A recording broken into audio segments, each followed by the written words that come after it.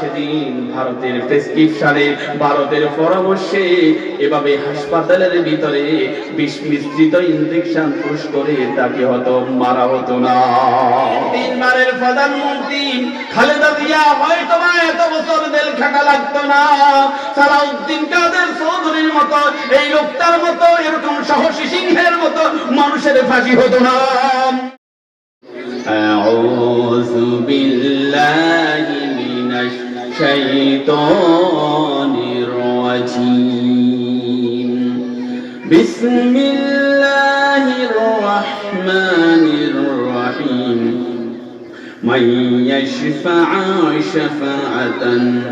من يشفع شفاعة حسنة يكن له نصيب منها ومن يشفع شفاعة سيئة يكن له كفل منها وكان الله على كل شيء مقيتا। আল্লাহ রাব্বুল আলামিন বলেন, যে ব্যক্তি কোন ভালো কাজের জন্য সুপারিশ করবেন সে তার ওই সুপারিশ ভালো কাজের একটা অংশ পাবেন, আর যে ব্যক্তি কোন খারাপ কাজের জন্য সুপারিশ করবে সেই সুপারিশকৃত কাজের একটা অংশ পাবেন। ওয়াকানাল্লাহু আলা কুল্লি শাইইন মুকিতা। নিশ্চয়ই আল্লাহ রাব্বুল আলামিন তোমাদের সকল বিষয়ে তিনি অবজারভেশন করছেন। আমার ভাইয়েরা, এই দুনিয়াতে আমরা এসেছি, আমরা কেউ থাকবো না, আমাদেরকে চলে যেতে হবে, এটাই সত্য ঘটনা। আজ যে মাহফিল যারা অ্যারেঞ্জমেন্ট করেছেন, এই এলাকার যুবকেরা, তরুণেরা, আলেম সমাজ এই মাহফিল অ্যারেঞ্জমেন্ট করেছেন। আবার দেখা যায় এই শুকনা মৌসুমে, ড্রাই সিজনে অনেকেই দেখা যায় মৃত ব্যক্তির নামে আবার ফুটবল টুর্নামেন্টের আয়োজন করেন, রাত্রিবেলায় ক্রিকেট খেলার আয়োজন করেন, ফুটবল টুর্নামেন্টের আয়োজন করেন। দাদা মারা গেছেন অনেক কষ্টে, তিনি এই সংসার তৈরি করে গেছেন, এখন নাতিকে রেখে গেছেন, নাতিকে আল্লাহ কিছু টাকা পয়সা দিয়েছেন, এজন্য নাতি দাদার জন্য ফুটবল টুর্নামেন্টের আয়োজন করে। এরকম আছে না নাই? বাবা ইন্তেকাল করেছেন, টাকা পয়সা তেমন ছিল না, কষ্ট করে সন্তানকে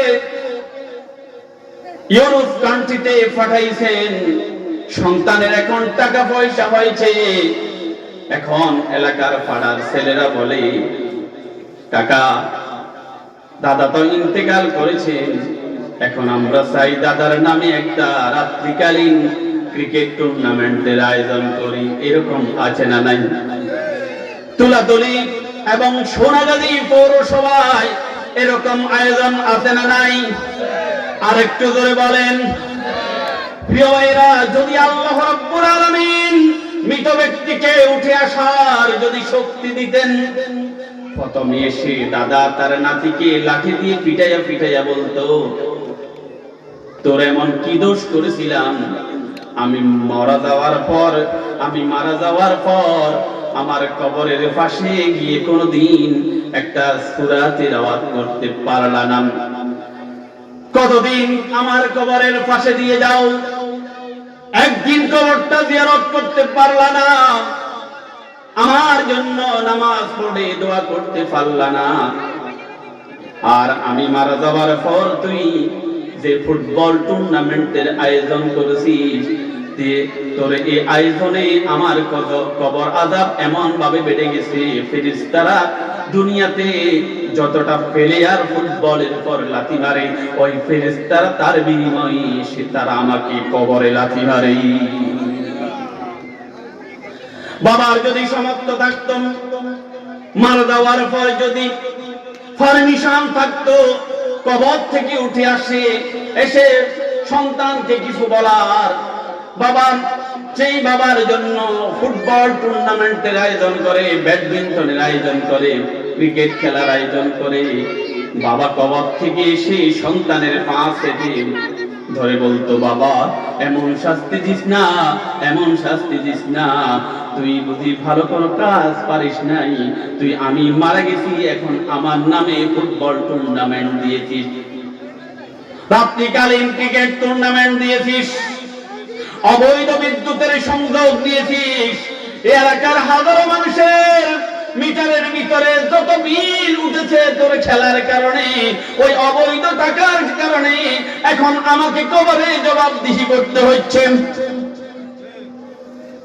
সুতরাং আমি আমার যুবক ভাইদেরকে বলবো, তরুণ ভাইদেরকে বলবো, আব্বু ইন্তেকাল করার পর, দাদা ইন্তেকাল করার পর আল্লাহর ওয়াস্তে দাদার নামে আব্বুর নামে রাত্রিকালীন football tournament, cricket tournament, badminton এই টুর্নামেন্টের আয়োজন করে দাদার কবর আযাব বাড়াবেন না, বাবার কবর আযাব বাড়াবেন না। আপনার এই আয়োজনে দাদার কবরের আযাব হবে, বাবার কবরে আযাব হবে। বন্ধু আজকে সেই দিকে মানুষ বেশি। আল্লাহ বলেন আকসারহুম লা ইয়াকিলুন, ম্যাক্সিমাম মানুষের বিবেক নাই, ম্যাক্সিমাম মানুষের আকল নাই। জ্ঞানীর সংখ্যা কম হয়, জাহিল লোকের সংখ্যা বেশি হয়ে যায়। আজ দেখবেন যেখানে 500 টাকার অফার আছে, হালুয়া রুটির অফার আছে, সেখানে মানুষের অভাব নাই, কিন্তু ভালো লোকের ভালো কাজে মানুষের অভাব আছে না নাই? মনে রাখতে হবে বন্ধু, মনে রাখতে হবে বন্ধু, ভালো কাজে খারাপ লাগলেও ভালো কাজের বৈশিষ্ট্য হচ্ছে উপস্থিত খারাপ লাগে কিন্তু দীর্ঘমেয়াদী ভালো লাগে, আর খারাপ কাজের বৈশিষ্ট্য হচ্ছে উপস্থিত ভালো লাগে দীর্ঘমেয়াদী খারাপ লাগে। বন্ধু আজকে আমরা যারা কোরআনুল কারীমের মাহফিলে এসেছি, মহান রব আমাদেরকে আসার জন্য তৌফিক দিয়েছেন, আজ আমরা এমন পরিবেশ পেয়েছি এখন আর মাহফিল করতে অনুমতি লাগে না, বলেন ঠিক কিনা? কিন্তু মনে রাখতে হবে বন্ধু, এই অবস্থায় আমাদের ঐক্যের বড় প্রয়োজন। আমাদের ঐক্য বিনষ্ট করার জন্য ষড়যন্ত্রকারীরা বিভিন্ন ভাবে আমাদের মাঝে ঢুকে পড়েছে। সামান্য আমাদের লোভ লালসায় পড়ে আমরা যদি ওই দুর্বৃত্তদেরকে যদি সুযোগ করে দেই, যদি একবার যদি সুযোগ পাই, তাহলে পাঠ্যপুস্তক থেকে আমার নবীজিকে যেভাবে বের করে দিয়েছেন, পাঠ্যপুস্তক থেকে ইসলামী তাহাজ্জুদ তামাদ্দুন যেভাবে উচ্ছেদ করেছে, আমাদের মুসলিম কবি এবং সাহিত্যিকদেরকে যেভাবে বের করে দিয়েছে, মনে রাখবা দুর্বৃত্তরা যদি আবার যদি সুযোগ পায়, মাহফিল তো দূরের কথা, ইসলামের নাম গন্ধ পর্যন্ত, মুসলিম নামটা পর্যন্ত বাংলাদেশ থেকে মুছে ফেলে দিয়ে বাংলাদেশকে কিন্তু ভারতের অঙ্গরাজ্য বানাবে। লাইন শাকারতুম লাযীদান্নাকুম ওয়া লাইন কাফারতুম ইন্না আযাবি লাশাদীদ। আল্লাহ বলেন নিয়ামত আমার, তুমি যে আজকে প্রকাশ্যে মিটিং করেছো, মিছিল করেছো, দিবালোকে তুমি হাঁটতে পারছো, বান্দা বলে গেছো নাকি দিন শেষে রাত যখন অতিবাহিত হয়ে গেছে, তুমি তোমার স্ত্রীর সাথে ঘুমাইতে পারো নাই, পরিবারের সাথে ঘুমাইতে পারো নাই, নিজের এলাকায় তুমি থাকতে পারো নাই, নিজের বাড়িতে তুমি থাকতে পারো নাই। ও বন্ধু ভুলে যেও না, ভুলে যেও না, ভুলে যেও না, আজকের যে পরিবেশ এটা তোমার অবদান নয়, তোমার অবদান নয়, এটা হচ্ছে মজলুমদের চোখের পানি এবং ফাঁসির কাষ্ঠের, ওই ফাঁসির কাষ্ঠে গিয়ে আল্লাহর কাছে যে আদিল যে প্রার্থনা করেছিল রাতের আধারে, তাদের রক্তের বিনিময়ে আজকে তোমরা এই পরিবেশ পেয়েছো, বলেন ঠিক কিনা?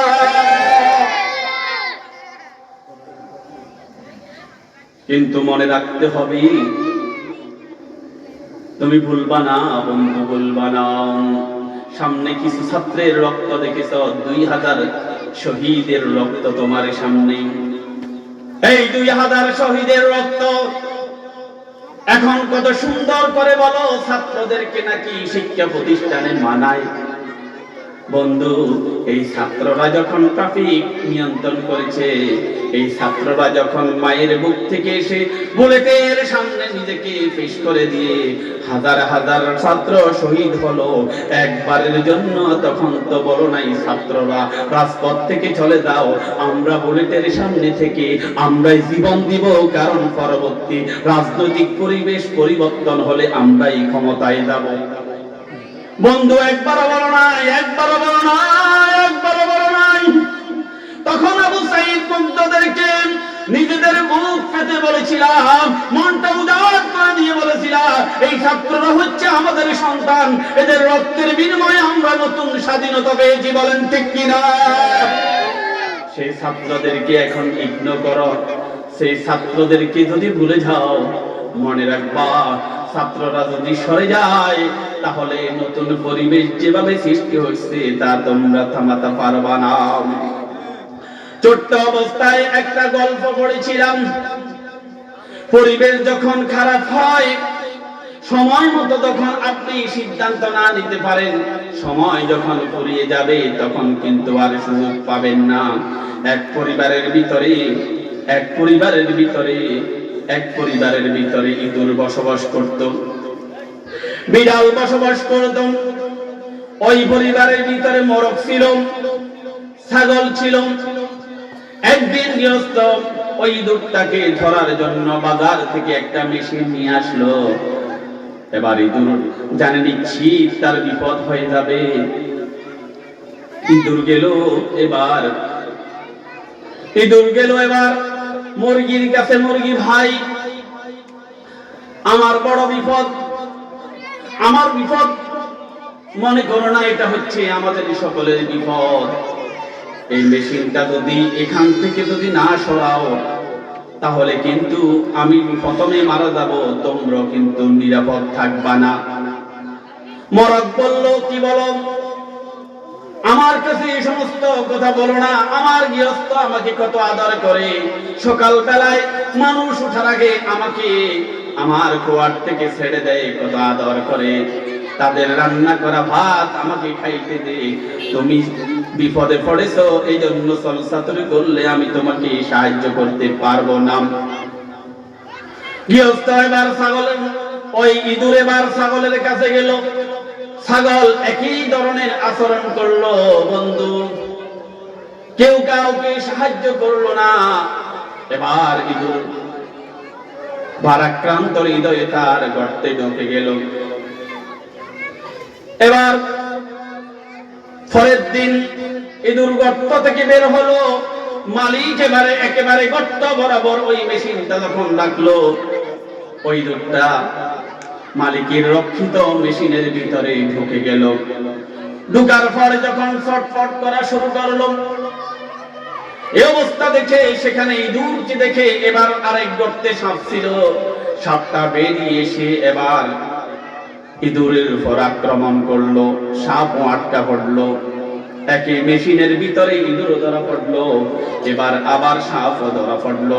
দুইজনে যখন একজনের সাথে একজন, সাপ যখন ইঁদুরকে আক্রমণ করলো, এবার গৃহস্থ ঘর থেকে বেরিয়ে অন্ধকারের ভিতরে যখন মেশিনের উপর হাত রাখলো, সাথে সাথে সাপটা ওই গৃহস্থের হাতের পর সংগন করলো, কামড় দিল, সাথে সাথে গৃহস্থ বেহুশ হয়ে গেল। ঘরের সমস্ত লোকজন আসলো, ওই গৃহস্থ সাহেবকে তখন আবার ওখানে ছাড়ার ব্যবস্থা করলো। চতুর্দিক থেকে আত্মীয় স্বজন খবর পেল, সবাই সাপে কাটা রোগীকে দেখতে আসলো। সকাল বেলায় যখন হলো, এবার দেখা গেল এত আত্মীয় স্বজন এসেছে, এখন তাদের কি করা যায়? সকাল বেলায়, এত সকালে তো এখনো বাজার এখনো খোলে নাই, এজন্য তারা সিদ্ধান্ত নিল ঘরের ভিতরে যে রাতা মোরগ আছে তাকে জবাই করে দিতে হবে। এবার বলেন রাতা মোরগ আছে না নাই? রাতা মোরগ যদি ওই ইঁদুরকে যদি সহযোগিতা করত, আজকে তার হয়তো মেহমানরাও আসতো না, তাহলে তারও জীবন যেত না। এবার রাতামরগের জীবন শেষ। ওই রাতামরগ দিয়ে মেহমানদারকে মেহমানদারি করালো, কিন্তু দেখা গেল সাপে কাটা রোগীকে যখন হাসপাতালে নিল, বড় দেরি হয়ে গেছে, রোগীটা মারা গেল। এবারে 3 দিন পর সিদ্ধান্ত নিল, আমরা গরিব মানুষ, এখন বাইরে থেকে গরু গোশত আনার সামর্থ্য নাই, ঘরে যে ছাগল আছে ছাগলটাকে আমরা জবাই করে দেব। ওই দূরকে ছাগল সহযোগিতা করলো না, ওই দূরকে মরক সহযোগিতা করলো না। পর্যায়ক্রমে শুধু ইঁদুরের জীবন যায় নাই, সাপের জীবন গেল, মোরগের জীবন গেল, ছাগলের জীবন গেল, গৃহস্থ নিজেরও জীবন গেল। বন্ধু মনে রাখবা, মনে রাখবা, সেই দিন যদি সর্বপ্রথম মজদুম জননেতা মাওলানা মতিউর রহমান নিজামী আলিয়াস মোহাম্মদ মুজাহিদ এদেরকে যখন ধর্মীয় অনুভূতিতে আঘাতের কথায় ভুয়া মামলা দিয়ে যখন সেদিন ধরে নিয়ে যাচ্ছিল, সেদিন ইসলামপন্থী সমস্ত আলেম ওলামা যদি এক হয়ে যেত, তৎকালীন সময়ে যারা বিরোধী দলীয় নেতা ছিলেন, ওই বিরোধী দলীয় ওই দলটা যদি একসাথে প্রতিবাদ যদি করে উঠত, তাহলে হয়তোবা এত মানুষের জীবন দেয়া লাগতো না। তিনবারের প্রধানমন্ত্রী খালেদা জিয়া হয়তোবা এত বছর জেল খাটা লাগতো না। সালাউদ্দিন কাদের চৌধুরীর মতো, এই লোকটার মতো, এরকম সাহসী সিংহের মতো মানুষের ফাঁসি হতো না। সেদিন যদি আমরা সচেতন হতাম, সবাই যদি সহযোগিতা করেন, ওই মজলুম সংগঠনের মধ্যে দিয়ে পাশে দাঁড়াতাম, হয়তোবা আল্লামা দেওয়ার হোসাইন সাইদির মতো এরকম মজলুম কোরআনের ফাঁকিকে জেলখানা থেকে বের করে দিয়ে, আর সেদিন ভারতের প্রেসক্রিপশনে, ভারতের পরামর্শে এভাবে হাসপাতালের ভিতরে বিষ মিশ্রিত ইনজেকশন পুশ করে তাকে হয়তো মারা হতো না। এখন বন্ধু ভুলে গেছ, এখন বন্ধু ভুলে গেছ, ভুলে গেলে চলবে না, ইতিহাসটা ওকে ক্ষমা করে না। মনে রাখবা, আল্লাহ যে পরিবেশ দিয়েছে, এই পরিবেশ যদি ধরে রাখতে যদি না পারো, কেউ কিন্তু বাঁচতে পারবা না। আমি আপনাদের সামনে আল্লাহর কোরআনের 4 নম্বর সূরা সূরাতুন নিসা এর 85 নম্বর আয়াতখানা উপস্থাপন করেছি। বন্ধু আমার, আল্লাহ রাব্বুল আলামিন বলেন, মান ইয়াশফা শাফাতান হাসানাতান ইয়াকুন লাহু নাসীবুম মিনহা। যে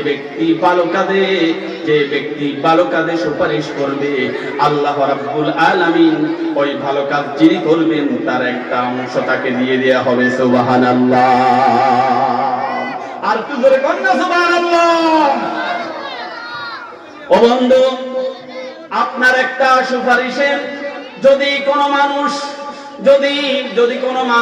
যদি উপকৃত হয়, এই মানুষটা যতদিন ভালো কাজ করবে আপনি তার অংশ পাবেন। আপনি দিনের দায়ী, আপনার সুপারিশে যদি কোনো মানুষ যদি হত্যা থেকে বেঁচে যায়, অপকর্ম থেকে যদি বেঁচে যায়, তাহলে ওই মানুষটা যতদিন আমরু বিল মারুফ ওয়া নাহি আনিল মুনকারের কাজ করবে, যতদিন সে ভালো আমল করবে, তার একটা অংশ আপনি পেয়ে যাবেন। সুবহানাল্লাহ। তাওয়ানু আলাল বিররি ওয়াত তাকওয়া। ভালো কাজে তোমরা একে অপরকে সহযোগিতা করো। আমার ভাইয়েরা, আপনি যদি ভালো কাজ করেন তাহলে আপনি একটা অংশ পাবেন। আপনি যাকে সাপোর্ট করবেন, ওই ব্যক্তিটা যদি ভালো হয়, তিনি নির্বাচিত হওয়ার পর যত ভালো কাজ করবেন তার একটা অংশ আপনি পাবেন। বলেন ঠিক কিনা? আপনার সাপোর্ট পেয়ে কোনো ব্যক্তি যদি মসজিদের ইমাম হয়, ওই ইমাম যদি ভালো কাজ করে তার একটা অংশ আপনি পাবেন। আপনার সাপোর্ট পেন কেউ যদি ইউনিয়ন পরিষদের চেয়ারম্যান হয়, তিনি যদি জনগণের আমানত জনগণকে যদি ফিরিয়ে দিতে পারেন, আর ইমামুন আদিলের দায়িত্ব যদি তিনি পালন করেন, তাহলে তিনার ভালো কাজের একটা সাপোর্ট আপনি পাবেন, একটা অংশ পাবেন। আপনার সাপোর্ট কি পেয়ে, আপনার সমর্থন পেয়ে কেউ যদি ইউনিয়ন পরিষদের মেম্বার হয়, তাহলে ওই ইউনিয়ন পরিষদের মেম্বার মেম্বার সাহেব যত ভালো কাজ করবে আপনি নিশ্চিত তার একটা ভালো কাজের অংশ পাবেন। সুবহানাল্লাহ। সাহাবায়ে কেরাম রিদওয়ানুল্লাহি আজমাইন ওনারা ভালো কাজ করেছেন। কেমন নেতা ছিলেন, কেমন লিডার ছিলেন সাইয়েদনা ওমর রাদিয়াল্লাহু তাআলা আনহু। তিনি যখন রাষ্ট্রীয় মসনদে যখন অধিষ্ঠিত হলেন, রাতের অন্ধকারে জনগণের অবস্থা পর্যবেক্ষণ করার জন্য যখন বের হলেন, তখন দেখলেন এক ঘর থেকে ছোট্ট শিশুদের কান্নার আওয়াজ। ঘরে ঢুকলেন, ঢুকে দেখছেন মা ছোট্ট শিশুদেরকে বোঝানোর জন্য হাড়ির ভিতরে কি যেন নাড়া দিতেছে। আর ছোট্ট শিশুরা মায়ের কথা শুনে কিছুক্ষণ কাঁদা বন্ধ করে আবার কিছুক্ষণ কাঁদে। সাইয়েদনা ওমর তিনি নিজের পরিচয় গোপন করেন, ভিতরে ঢুকলেন আর মাকে বললেন, মা গো মা, তুমি কে? তুমি তোমার ছোট্ট সন্তানদেরকে এইভাবে তুমি ধোঁকা দিচ্ছ। তোমার হাড়িতে নাই কোনো চাউল, নাই কোনো গোশত, নাই কোনো তরকারি, তাহলে শুধু পানি আর কঙ্কর মিশিয়ে এভাবে তাদেরকে ধোঁকা দিচ্ছ কেন? মহিলা বলে উঠলো, এ আগন্তুক, হে অপরিচিত ব্যক্তি, তোমাকে আমি চিনি না। তুমি কি জানো আজকে 3 দিন পর্যন্ত আমি এবং আমার সন্তানরা অভুক্ত। সেই তখন থেকে আমার সন্তানেরা খানা চাচ্ছেন। অভুক্ত হওয়ার কারণে তারা খেতে পারতেছে না, আমাকে বারবার খানা দিতে বলছে। আমি গরিব মানুষ, শুনেছি নাকি নতুন নির্বাচিত সরকার এসেছে, আমি আল্লাহর কাছে বিচার দেব। ওই সরকার আমার পরিবারকে এখনো কোনো সহযোগিতা করে নাই। খলিফা ওমর নিজের পরিচয়টা গোপন করলেন। আসেমকে বলেন, আসেম চলো। নিজের পিএসকে নিয়ে খাদ্য গুদামে চলে গেলেন আর বললেন, আসেম ওই ময়দার বস্তাটা আমার মাথার উপর তুলে দাও। আসেম বলল, আমিরুল মুমিনিন, আপনি রাষ্ট্রীয় প্রধান, আপনি যদি ময়দার বস্তা যদি মাথার উপর তুলেন তাহলে কেমন দেখা যায়? আমি তো আসেম, আমি তো আপনার খেদমতের জন্য আছি, আপনি আমাকে অনুমতি দেন ময়দার বস্তাটা আমি নিয়ে নেই। ওমর বলল, না না না, হবে না, হবে না। ওমর ওই মহিলা, দুঃখিনী মহিলার কাছে এসে আমার রাষ্ট্রের জনগণ সেই সুপারিশ করেন, তার সুপারিশে আমি রাষ্ট্রের প্রধানমন্ত্রী প্রেসিডেন্ট হয়েছি, আমি তার কাছে যেতে দেরি হয়ে গেছে। এই অপরাধ ওমর করেছে, তুমি করো না। কথা বাড়িও না। ময়দার বস্তাটা ওমর নিজের মাথার উপর তুললেন আর রাতের অন্ধকারে আবার মরুভূমির সেখানে চলে গেলেন। গিয়ে ময়দা থেকে আটা বের করলেন, খামির করলেন, রুটি বানিয়ে ওই সন্তানদেরকে খাওয়াইয়া মহিলার কাছে বলতেছেন, মাগো তোমার কাছে আমি আসতে দেরি হয়ে গেছে, তুমি আমাকে মাফ করে দিও। এমন যদি হতো আমার দেশের শাসক হতো ওমরেরই মতো, হতো আবু বকরের মতো। বলেন ঠিক কিনা? সে ওমর, সাইয়েদনা ওমর রাদিয়াল্লাহু তাআলা আনহু, যখন তিনি রাষ্ট্রের যখন খলিফা নির্বাচিত হতেন, জনগণ বোর্ড অফিসে যাওয়া লাগে নাই, জনগণ রাষ্ট্রীয় কোষাগারে যাওয়া লাগে নাই, জনগণের অধিকার তারা ঘর থেকে পেয়েছে। সুবহানাল্লাহ। মাইয়াশফা শাফাতান হাসানাতান ইয়াকুন লাহু নাসিবুম মিনহা। আপনি যাকে সুপারিশ করে নেতা বানাবেন, ওই নেতা যদি ভালো কাজ করে তার একটা অংশ আপনি পাবেন।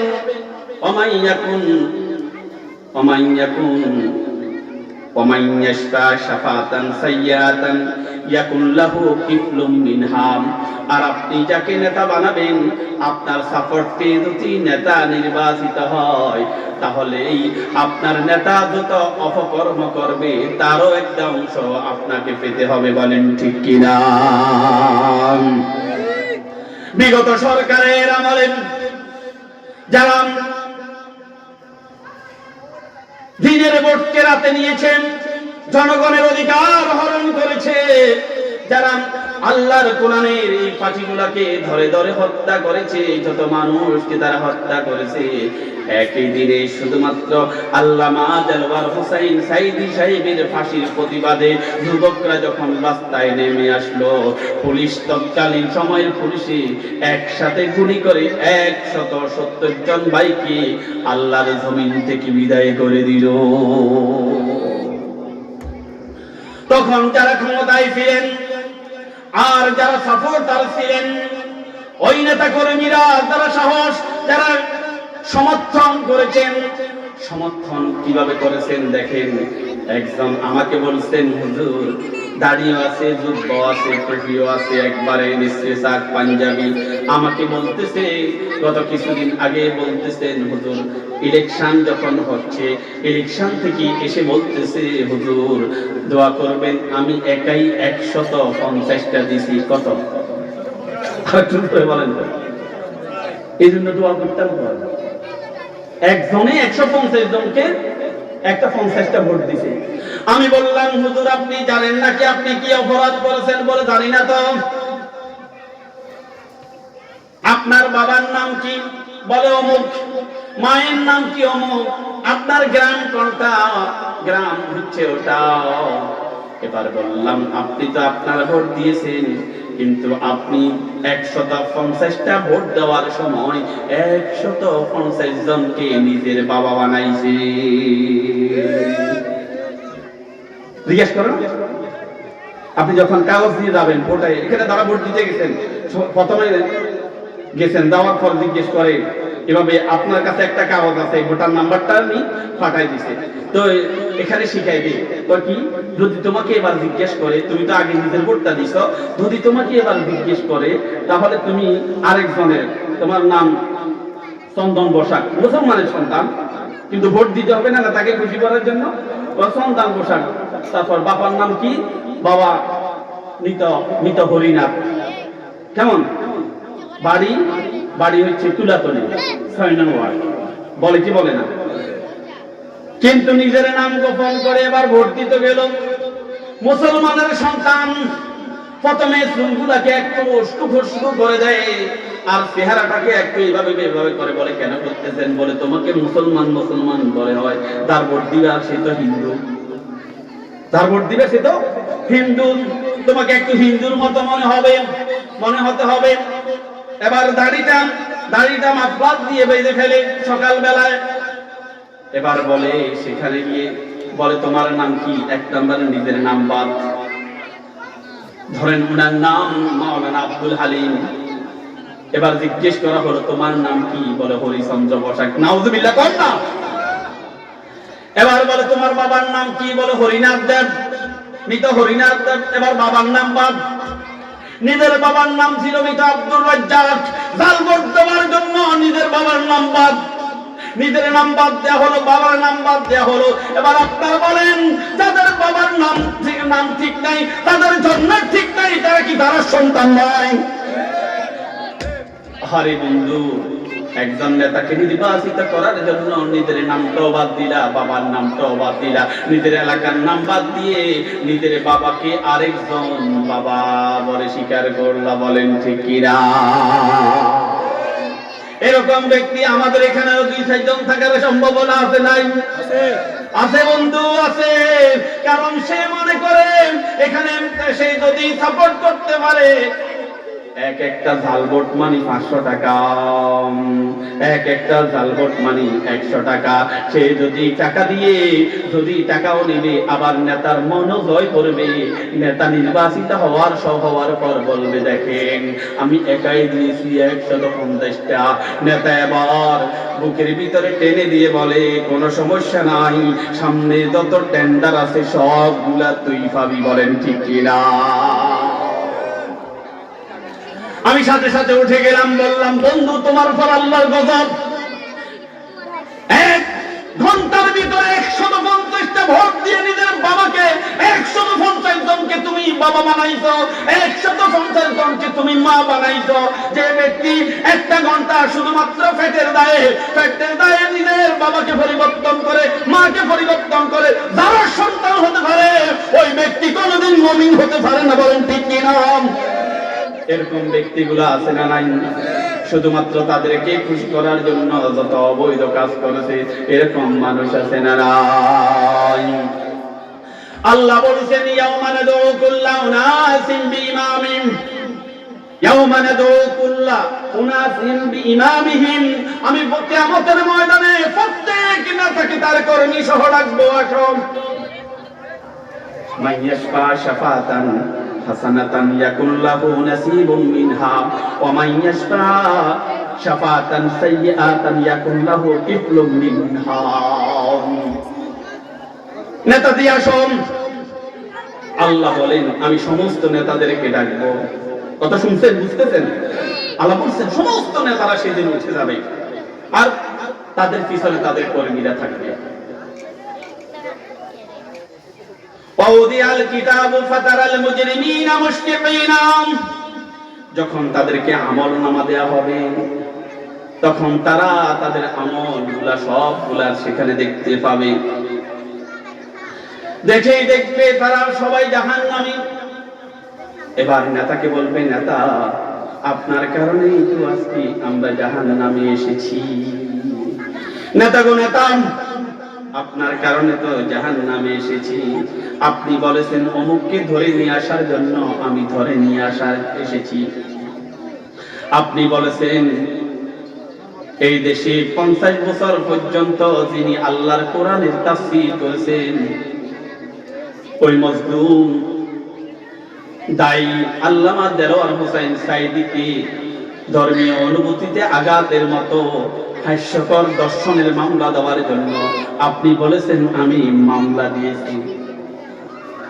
আমি আপনার কর্মী ছিলাম, আপনি আমাকে বলেছেন এই ব্যক্তির বিরুদ্ধে সাক্ষী দিবে। আমি প্রথমে রাজি হই নাই, আপনি আমাকে জোর করেছেন, কিছু ক্ষমতার লোভ দেখাইছেন, যার কারণে বিশ্ববিখ্যাত মুফাসসিরকে দর্শন মামলার আসামি বানাইছি। কিন্তু নেতা আজকে তো আমি ধরা পড়ে গেছি, আজকে আমার আমলনামা দেয়া হয়েছে হালাকা আন্নি সুলতানিয়া। আজকে তো আমি ধ্বংস হয়ে গেলাম। নেতা তোমার কারণে আমি ধ্বংস। খুযুহু ফাগুল্লুহু সুম্মাল জাহিম সাল্লু সুম্মা ফি সিলসিলাতিন যারউহা ৭০ যিরাআন ফাসলুকু। নেতা আর কর্মী যখন কথা বলবে, সাথে সাথে আল্লাহ ফেরেশতাদেরকে অর্ডার করবেন, খুযুহু ফাগুল্লুহু সুম্মাল জাহিম সাল্লু, যাও তোমরা এই ব্যক্তিকে ঘিরে ফেলো, আর ৭০ গজ শিকল দিয়ে তার হাত পা বেঁধে ফেলো। আজকে নেতা অসহায়, কর্মীরা অসহায়। কর্মীরা তেড়ে গিয়ে বলবে, নেতা দুনিয়াতে আপনি যাই বলেছেন আমরা তাই করেছি, একটু চিন্তা করি নাই। আপনি বলেছেন অমুক ব্যক্তিকে মেরে ফেলার জন্য, হত্যা করার জন্য, কারণ সে আপনার প্রতিদ্বন্দ্বী। সে যদি সভাপতি থাকে আপনি সভাপতি হতে পারবেন না, এজন্য আপনি নির্দেশ দিয়েছেন তাকে হত্যা করে চলে এসেছি। আপনি বলেছেন অমুক দলের প্রধান মাওলানা মতিউর রহমান নিজামী, তাকে হত্যা করার জন্য, নাটকে স্ক্রিপ্ট তৈরি করার জন্য আমি সব কিছু করেছি, আপনার নির্দেশে এগুলা করেছি। আজকে তো আমি ধরা পড়ে গেছি। আজকে নেতা আপনি আমাকে বাঁচান। সেদিন নেতা বলবে তোকে কিভাবে বাঁচাবো, আমি নিজেই তো আল্লাহর কাছে ধরা পড়ে গেছি। মান ইয়াশফা শাফাতান সাইয়্যাতান ইয়াকুন লাহু কিফলুম মিনহা। সুতরাং আপনি যাকে সাপোর্ট করে নেতা বানাইছেন, নেতা যদি অপকর্ম করে, এই জন্য আপনাকে সেদিন ধরা পড়ে যেতে হবে। বলেন ঠিক কিনা? এবার নেতা বলবে তুমি তো এমনি এমনি আসো নাই, আমি তো বলেছিলাম অমুক খারাপ কাজ করলে তোমাকে এত টাকা দেয়া হবে, তুমি তো টাকার বিনিময় করেছো। আমি তো তোমাকে বলেছি অমুক মিছিলে আসলে, অমুক মিটিং এ আসলে বিরিয়ানির প্যাকেট ফ্রি পাবা, আর যাতায়াতের খরচ 500 টাকা পাইবা। যত লোক আনবা প্রত্যেক লোকের বিনিময়ে এত এত টাকা পাবা। তুমি তো এমনি এমনি করো নাই, তুমিও তো লোভের কারণে করেছো। ফালা তালুমুনি উলুমু আনফুসাকুম, আমি তো তোমাকে কোনো দলিল দিয়ে দিকে ডাকি নাই, বরং আলেম ওলামারা আল্লাহর কোরআন দিয়ে ভালো কাজে ডেকেছে, তুমি তো লোভে পড়ে গেছো। তোমার লোভের কারণে তুমি আজকে জাহান্নামী হলা। ও কর্মী, আজকে তোমাকে কিভাবে বাঁচাবো আমার নিজেরও তো খবর নাই। এবার কর্মী বলবেন, রব্বানা আতমিল লানা সাদাতানা ওয়া কুবরানা ফাদাল্লুনা সাবিলা। আয় আল্লাহ তাআলা, আমার এই নেতার কারণে আমি আজকে জাহান্নামী হয়ে গেছি। রব, তোমার কাছে প্রার্থনা করছি, দয়া করে তুমি আমার, যার কারণে আমি জাহান্নামী হয়ে গেলাম, আল্লাহ দয়া করে তুমি শাস্তি তাকে দাও।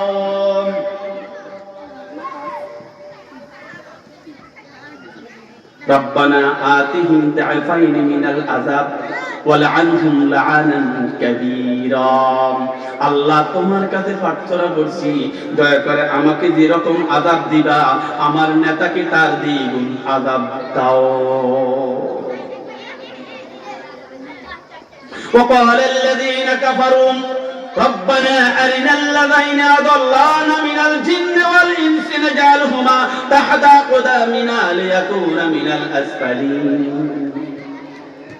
এবার অধীন যে সমস্ত বাবাদের সমর্থনের কারণে সন্তান অপরাধী হয়ে যাবে, যে সমস্ত বাবাদের মাদের সমর্থন করার কারণে মেয়ে জাহান্নামী হয়ে যাবে, সন্তান জাহান্নামী হয়ে যাবে, আল্লাহর কাছে তারা আরজি পেশ করবে, রব আজকে আমি কেন জাহান্নামী? মেয়ে বলবে, তুমি তোমার লাইফে তুমি টিকটক করেছো, এরকম টিকটক করা মেয়ে আমাদের সমাজে আছে না নাই? আর একটু ধরে বলেন। গত পরশু একটা ভিডিও ভাইরাল হলো, বরিশাল থেকে 11 বছরের মেয়েকে নিয়ে যখন মহাখালী ঢাকার হাসপাতালে, ক্যান্সার হাসপাতালে ফুসফুস ক্যান্সার হয়েছে মায়ের, আর মা সেখানে ভর্তি হয়েছে। মেয়েটাকে নিয়ে আসলো, মাত্র 11 বছরের মেয়ে। 11 বছরের মেয়ে যখন মায়ের সাথে হাসপাতালে আসলো, পরিচিত একজনের বাসায় উঠলো, চাচাতো বোনের বাসায় উঠলো। এরপর দেখা গেল যখন সে বাসা থেকে বেরিয়ে কোনো কাজে যখন বের হলো, তার একটা চাচাতো ভাইয়ের সাথে মেয়েটা মাঝ পথে হারিয়ে গেল। ফেসবুকের এই জমানায় সমস্ত ফেসবুকে ভাইরাল হয়ে গেল, 11 বছর মেয়েকে কিডন্যাপ করা হলো। বাবা মা সন্তানের জন্য আদাবর থানায় মামলা দায়ের করলো, অভিযোগ দায়ের করলো। পুলিশ শূন্য হয়ে খুঁজলো। পরবর্তীতে দেখা গেল ওই 11 বছরের মেয়েটা প্রেমিক তার নতুন প্রেমিকের সাথে তার বাসায়, তার গ্রামের বাড়িতে চলে গেছে। কত নির্মম ইতিহাস! আপন মায়ের ফুসফুসে ক্যান্সার, সন্তান মায়ের সামনে এসেছে, সন্তানের সাথে মায়ের কতটুকু ব্যবধান হলে, সন্তানের প্রতি মায়ের কত মায়া চলে গেলে, নিজের মাকে ওই ফুসফুসে ক্যান্সার আক্রান্ত মেয়েকে রেখে 11 বছরের মেয়ে আরেকজনের সাথে বেগে যায়। বন্ধু, সমাজ ব্যবস্থার চরম অধঃপতন হয়েছে, চরম অধঃপতন হয়েছে, চরম অধঃপতন হয়েছে। আজকে ফেসবুক, টুইটার, ইউটিউব আজকে আমাদের ঘরটাকে ধ্বংস করে দিয়েছে। মার সাথে মেয়ের সম্পর্ক নষ্ট করে দিয়েছে, বাবার সাথে ছেলের সম্পর্ক নষ্ট করে দিয়েছে, পুত্রবধূর সাথে শাশুড়ির সম্পর্ক নষ্ট করে দিয়েছে। এই ফেসবুক এবং মোবাইল অনেক আলেম এবং হুজুরকে মসজিদ থেকে বের করে দিয়েছে। এই ফেসবুক, মোবাইল পারস্পরিক ভালোবাসা আমাদের শেষ করে দিয়েছেন। আগে একজনের সাথে একদম দেখা হলে কথা বলতো, সালাম বিনিময় হতো, এখন সামনে হাতে হাতে মোবাইলের দিকে টিপতে টিপতে অনেকে মেন হলে পর্যন্ত পড়ে যায়। বন্ধু বলেন ঠিক কিনা? আজকালের মায়েরা দেখা যায় নিজের সন্তানকে যতটুকু ভালোবাসে তার চাইতে তার মোবাইলটাকে বেশি ভালোবাসে। বলেন ঠিক কিনা? মোবাইলের প্রতি আসক্ত, মাও গেম খেলে, বাবাও গেম খেলে, ভাইও গেম খেলে, পুরো ঘরটা গেমে আসক্ত। কে ফ্রি ফায়ার খেলে, কেউ পাবজি খেলে, সারাক্ষণ পর্যন্ত খেলার খেলা ঘরের ভিতরে হয়। বন্ধু, প্রত্যেকটা ঘর আজকে ধ্বংস হয়ে যাচ্ছে। বলেন ঠিক কিনা? প্রত্যেকটা ঘরের ভিতরে মোবাইল। ও বন্ধু, যে কথাটা বলতেছিলাম, মাইয়াশফা শাফাতান হাসানাতান ইয়াকুন লাহু নাসিবুম মিনহা, আপনি যদি ভালো কাজ যদি করেন তাহলে তার একটা অংশ পাবেন। ওয়া মাইয়াশফা সাইয়াতান ইয়াকুন লাহু কিফলুম মিনহা, আপনি যদি খারাপ কোন ব্যক্তিকে যদি সাপোর্ট করেন, আপনার সমর্থনে কেউ যদি নেতা হয়, ওই নেতা যদি অপকর্ম করে, ওই নেতার কারণে আপনাকেও কিন্তু জাহান্নামী হওয়া লাগবে। বলেন ঠিক কিনা? সুতরাং ভালো নেতাদের নির্বাচিত করার দরকার আছে না নাই? আরেকবার বলেন, ভালো নেতা নির্বাচিত করার দরকার আছে না নাই? আজকে আমাদেরকে সিদ্ধান্ত নিতে হবে। অনেকেই বলে ভালো মানুষ দ্বারা সমাজ চলে না, সমাজ চালাইতে হলে সরগুন্ডার বাটপার বদমাইশ লাগবে, দুর্নীতিবাজ লাগবে। কেন কেন যদি জিজ্ঞেস করা হয়, বলে একজন চোর আরেকজনের চুরি ধরতে পারবে, একজন ডাকাত আরেকজন ডাকাত ধরতে পারবে। একজন ভালো আলেমকে যদি দায়িত্ব দেওয়া হয়, তিনি তো ভালো মানুষ, তাকে ধরতে পারবে না। কিন্তু আমরা দেখলাম কোন চোরকে যদি মেম্বার বানানো হয়, 5 বছর পর সে ডাকাত হয়ে যায়। বলেন ঠিক কিনা? কোন প্রাইমারি স্টেজের ছাত্র যদি নেতা হতে পারেন, যদি ইউনিয়ন পরিষদের মেম্বার হতে পারেন, তাহলে এমন ভাবে দুর্নীতি করেন, তা সে শত শত কোটি টাকার মালিক হয়ে যায়। বলেন ঠিক কিনা? আমাদের দৃষ্টিভঙ্গি পরিবর্তন করতে হবে। খারাপ দিয়ে খারাপকে দৌড়ানো সম্ভব নয়, ভালো দিয়ে খারাপকে দৌড়াতে হবে। বলেন ঠিক কিনা? মাইয়াশফা শাফাতান হাসানাতান ইয়াকুন লাহু নাসিবুম মিনহা। কত সুন্দর কথা বলে চাচা, শেষ বয়সে ভোটটা দিয়ে ফসাবেন কেন? ভোট কিভাবে ফসে? আমি তো মনে করি আপনার ভোটটা কোন দুর্নীতিবাজ, চরিত্রহীন, টেন্ডারবাজ, চাঁদাবাজকে যদি আপনি নির্বাচিত করেন, নির্বাচিত হওয়ার পর যত মানুষের উপর অত্যাচার করবে, যত মানুষকে খুন করবে, আপনি একজন খুনি হবেন। আপনি টেন্ডারবাজি সে করবে, তার একটা অংশ আপনিও পাবেন। সালিস বাণিজ্য করবে, তার একটা অংশ আপনি পাবেন, কারণ আপনি সাপোর্ট দিয়ে তাকে নেতা বানাইছেন। বলেন ঠিক কিনা? সুতরাং আমাদেরকে দৃষ্টিভঙ্গি পরিবর্তন করতে হবে। আমার সাপোর্ট এমন ব্যক্তিকে দেব যার দিনের বেলার চরিত্র আর রাতের বেলায় চরিত্র একরকম। বলেন ঠিক কিনা? আজকে আমার সমস্ত এলাকাটা আজকে মদে পরিপূর্ণ হয়ে গেছে, ইয়াবা আজকে সয়লাভ হয়ে গেছে। মায়ের কন্ট্রোলে নাই সন্তান, বাবার কন্ট্রোলে নাই সন্তান, আজকে শিক্ষকদের কন্ট্রোলে নাই ছাত্র। বলেন ঠিক কিনা?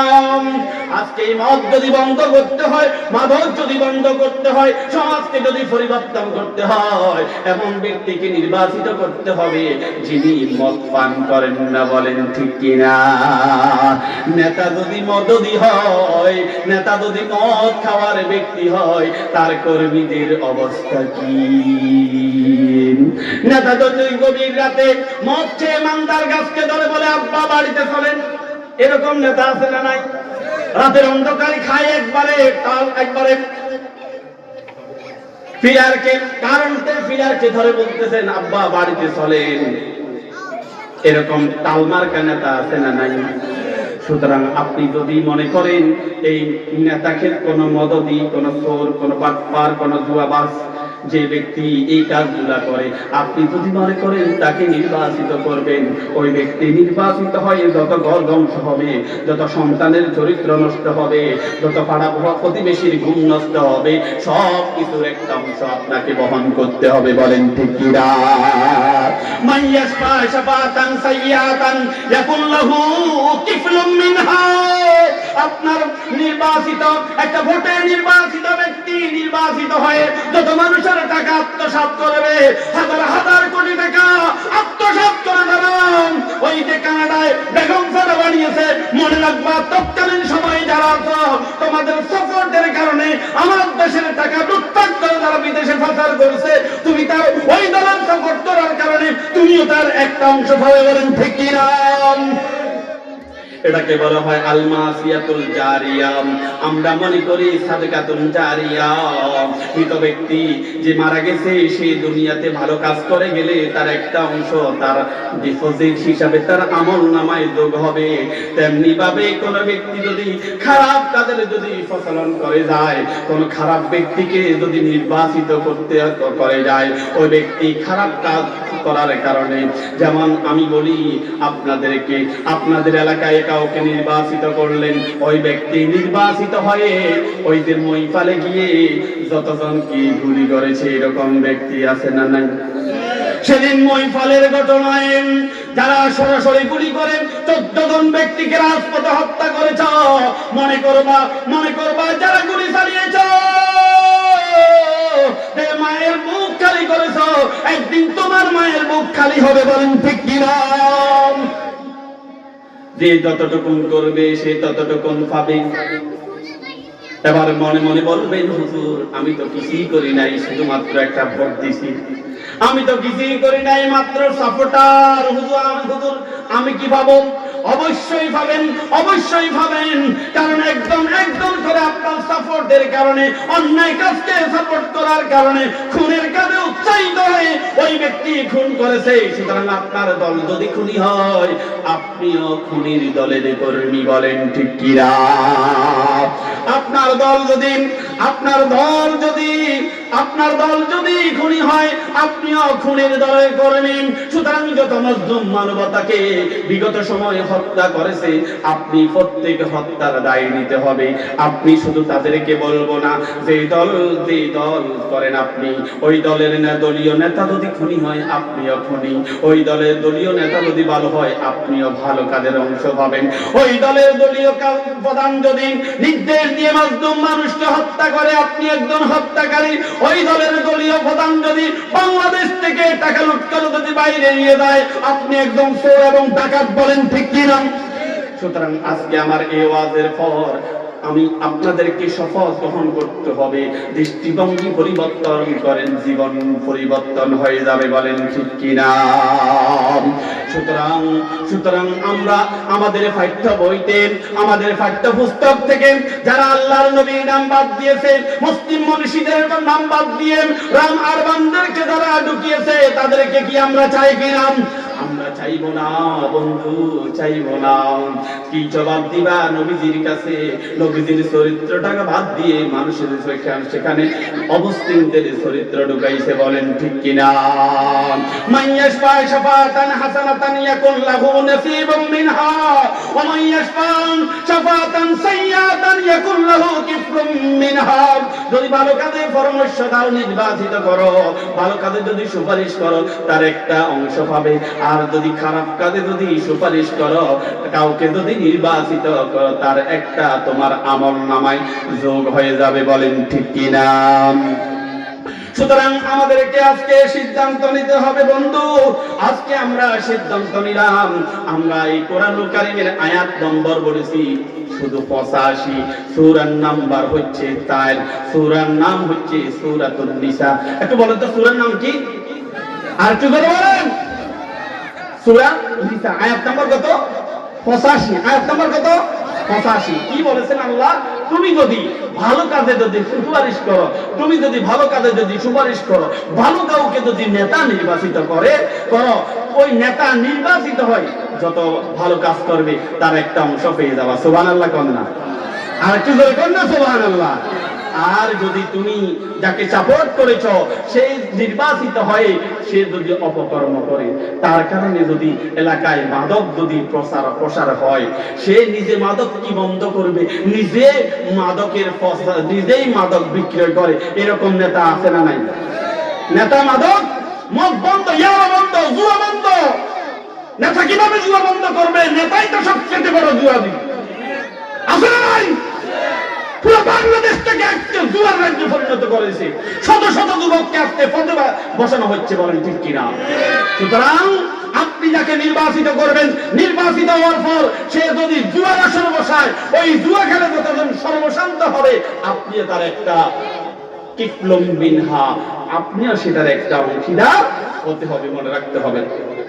সুতরাং আমরা কি কারো কোন জুয়ারিকে দেখতে চাই কিনা? আর কোন মদদিকে দেখতে চাই কিনা?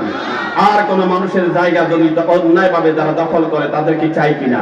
আমরা চাইবো একজন ভালো মানুষ, যিনি মানুষের ধারে ধারে গিয়ে রাষ্ট্রীয় সম্পদগুলা, তার অধিকারগুলা, জনগণের অধিকারগুলা তার কাছে দিয়ে আসবেন। আমরা তাকেই নির্বাচিত করবো ইনশাআল্লাহ।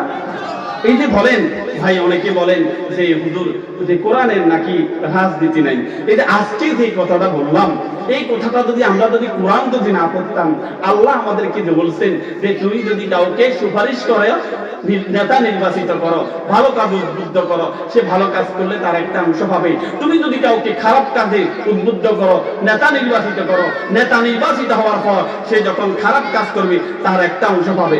এটা কি কোরআন থেকে বলছি? আর একটু জোরে বলেন। এই কোরআন শরীফ এটা মনে হয় শুধুমাত্র তুলাতলিতে আছে, শুধু সোনাগাড়িতে আছে, আমাদের ফেনীতে আছে, বাংলাদেশে আছে, পুরা পৃথিবীতে আছে না নাই? সুতরাং আমরা বলতে চাই, আসুন সুন্দর একটা সমাজ বিনির্মাণের লক্ষ্যে মহান রব আমাদেরকে যে একটা পরিবেশ তৈরি করে দিয়েছেন, এই পরিবেশটা ধরে রাখতে হলে একটা সোনার মানুষ লাগবে, বলেন ঠিক কিনা? আমাদের প্রিয় সংসদে যদি আজকে আমরা কোরআন তেলাওয়াতের মাধ্যমে যেভাবে সংসদ পরিচালিত হয়, সেই সংসদে যদি কোরআনের আইনটা যদি পাস হয়ে যেত, সেই সংসদে যারা হ্যাঁ এবং নায়ের মাধ্যমে নিষিদ্ধ কাজগুলা সেখানে নিষিদ্ধ হয়ে যায়, সেখানে মদের বিরুদ্ধে যখন বিল আনে, দেখা যায় যে যারাই মদ পান করে সেখানে মদদিরা আছে না নাই? এবার তারা বলে না যে এখানে বিদেশি বন্ধুরা আসে, আমরা তাদেরকে একটু মেহমানদারি করতে হয়, তাদের এলাকায় মদ আছে, আমরা যদি মদ দিয়ে মেহমানদারি না করাই তাইলে কি চলে? সুতরাং আইন আর পাস হয় না। যত আইন বন্ধু গরিবের জন্য, ধনীদের জন্য কোনো আইন নাই। এলাকার ভিতরে কেউ যদি মদ পান করেন, তাকে ধরে নিয়ে যায়, আবার পুলিশ সেখান থেকে একটা অংশ নিয়ে তাকে আবার পাঠিয়ে দেয়, বলেন ঠিক কিনা? কারণ এলাকার ভিতরে যারা অপকর্ম করে, বন্ধু আমাদের ওসি মহোদয় এই এলাকার ভিতরে কারা অপকর্ম করে, আমাদের চাইতে ওসি মহোদয় সব চাইতে বেশি ভালো জানেন, বলেন ঠিক কিনা? একজন থানার ওসি যদি সৎ হয়ে যায়, ওই এলাকার মদের ব্যবসা চলে না। একজন রাজনৈতিক দলের লিডার যদি সৎ হয়ে যায়, ওই এলাকায় মদের ব্যবসা চলে না। বন্ধু কিভাবে সৎ হবে, কিভাবে ভালো হবে? রাষ্ট্রীয় পর্যায়ে মদের লাইসেন্স দেওয়া হয়েছে। সুতরাং আজকে স্থানীয়ভাবে বলা হয় মদের বিরুদ্ধে জিরো টলারেন্স, কিন্তু যারা বলে মদের বিরুদ্ধে জিরো টলারেন্স, আর তারা এখন গুলশান বাড্ডাতে এবং গুলশান এবং বনানীতে বিশাল বিশাল মদের বার তৈরি করে মেহমানদারি করার জন্য বসে আছে, বলেন ঠিক কিনা? গরিব সন্তান, গরিব লোকের সন্তান যদি অপরাধ করে, তাকে পিটানোর জন্য, তাকে মারার জন্য হাজারো আইন তৈরি করা আছে। ধনীর সন্তান যখন মরছে, রাস্তায় মাতলামি করে, মানুষের গাড়ি অ্যাক্সিডেন্ট করে লোক হত্যা করে, তাকে বের করার মতো আমাদের সমাজে লোক আছে না নাই? আজকে যত আইন আছে সমস্ত অসহায় মজলুমদের জন্য, জালিমের জন্য কোনো আইন নাই, বলেন ঠিক কিনা? গরিব মানুষের জন্য আজকে আইন হচ্ছে মাকড়সার জালের মতো, আর যারা ধনী ব্যক্তি তাদের জন্য আইন হচ্ছেন আজকে যাওয়ার মতো, একটা টান দিয়ে মাকড়সার জাল যেভাবে শেষ হয়ে যায়, তাদের জন্য কোনো আইন নাই। এজন্য প্রিয় তুলাতলীবাসী, আমাদেরকে আজকে আল্লাহর কালাম থেকে আপনাদেরকে বলে গেলাম, আল্লাহর কসম কোরআন থেকে এবং হাদিস থেকে ছাড়া একটা কথাও বলি নাই। আজকে কোরআনুল কারীমের 4 নম্বর সূরা সূরাতুন নিসার 85 নম্বর আয়াত দিয়ে আপনাদেরকে বললাম, দৃষ্টিভঙ্গি পরিবর্তন করে ফেলুন, জীবন পরিবর্তন হয়ে যাবে। সমাজ যদি পরিবর্তন করতে হয়, অবশ্যই ভালো মানুষের প্রয়োজন আছে, বলেন ঠিক কিনা? ঘর থেকে টিকটক বন্ধ করতে হবে, জুয়া বন্ধ করতে হবে। ঘর থেকে আমার পরিবার টুকরা সন্তানের হাতে মোবাইলটা দেয়া যাবে না। সন্তানের হাতে মোবাইল দিয়ে তাকে ভাত খাওয়ানো শেখানো যাবে না। সন্তানের হাতে মোবাইল দিয়ে তাকে পড়াশোনায় উদ্বুদ্ধ করা যাবে না। বন্ধু, সন্তানের হাতে মোবাইল দিয়ে আপনি তার জীবন ধ্বংস করবেন না। আমার মাদেরকে বলবো, বাবাদেরকে বলবো, সন্তানের হাতে মোবাইল দেওয়া মানে হলো তার হাতে মাদক তুলে দেওয়া। সন্তানের হাতে মোবাইল দেওয়া মানে হলো তাকে চুরিতে উদ্বুদ্ধ করা।